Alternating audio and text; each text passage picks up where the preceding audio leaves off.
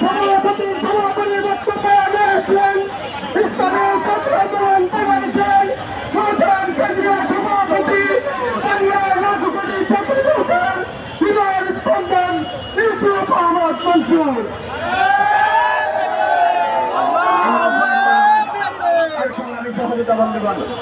বাংলাদেশ আমাদের রক্তে কেনা দেশ।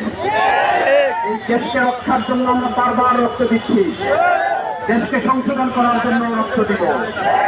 সংশোধন করার লক্ষ্যে নতুন কোন ফ্যাসিস্ট বাংলাদেশে আর গড়ে উঠতে দিব না আমরা। তার সোজা সপ্তাহ কথা হলো, বাংলাদেশে আর কোন খুনি দখলদার স্বৈরাচারকে শাসন ক্ষমতায় বাংলাদেশের ছাত্র সমাজ দেখবে না, দেখতে পারবে না ইনশাআল্লাহ। ছাত্র সংসদ নির্বাচন চলমান আমরা দেখছি, কিন্তু আমরা দেখছি ইসলামী ছাত্র আন্দোলন বাংলাদেশ এবং ইসলাম পরিষদেরকে নিয়ে চক্রান্ত এবং ষড়যন্ত্র চলমান। বাংলাদেশে ইসলামকে নিয়ে ষড়যন্ত্র এবং চক্রান্ত অতিশয় সফল হয় নাই। কোন চক্রান্ত এবং ষড়যন্ত্র 54 বছর কেউ সফল করতে পারে নাই, আগামী কেউ পারবো না।